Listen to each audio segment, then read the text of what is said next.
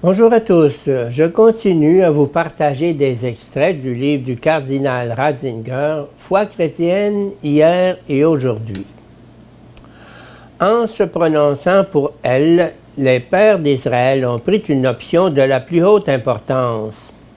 Ils ont choisi le Numen Personale contre le Numen Locale, le Dieu tourné vers les personnes, à situer et à chercher sur le plan du moi et du toi, et non d'abord en des endroits sacrés.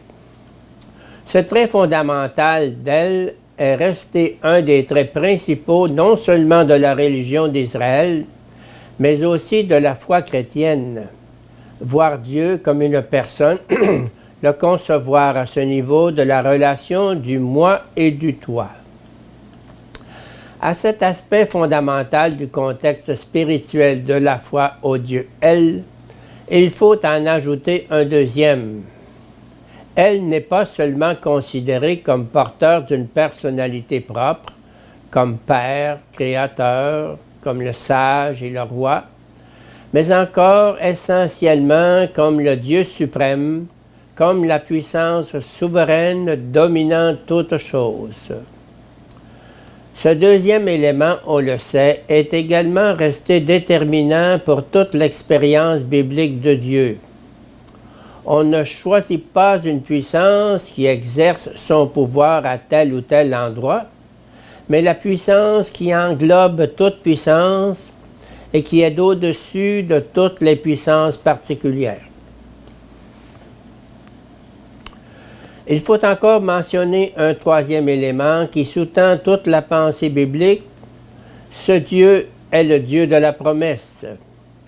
Il n'est pas une force de la nature dont l'épiphanie manifesterait la toute-puissance de la nature, l'éternel processus de vie et de mort.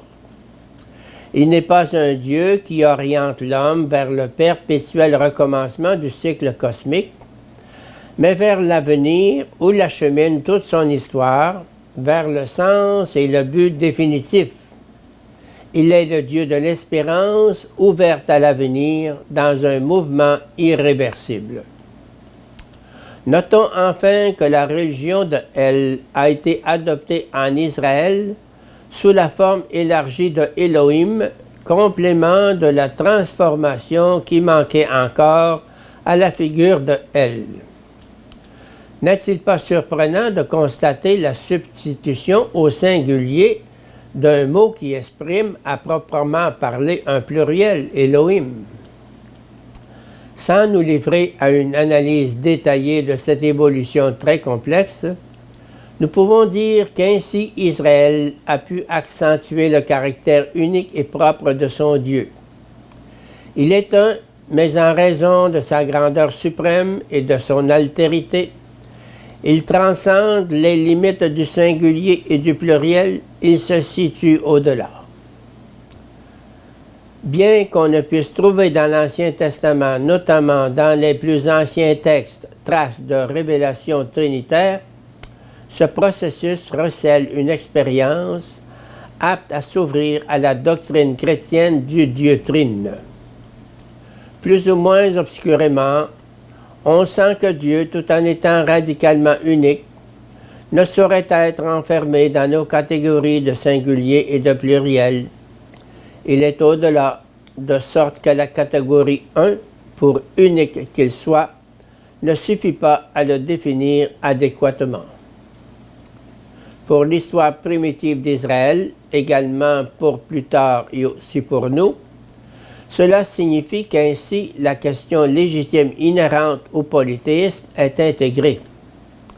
Le pluriel appliqué au Dieu unique équivaut à dire « tout le divin, c'est lui ». Pour compléter l'image du Dieu des Pères, il faudrait encore parler de la négation renfermée dans l'assentiment de foi exprimé par les noms El et Elohim.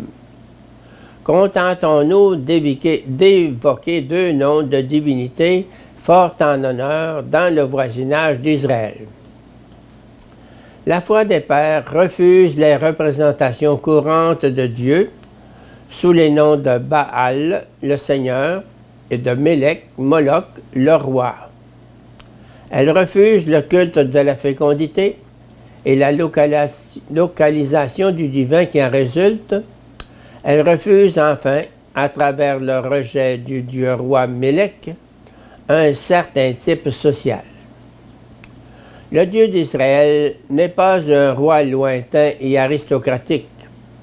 Il ne revendique pas un despotisme illimité, alors lié à l'idée de roi. Il est le Dieu proche, celui que chaque homme peut avoir pour Dieu. Que de réflexion et de considération ne pourrait-on pas faire à ce sujet? Mais revenons au buisson ardent, à notre point de départ.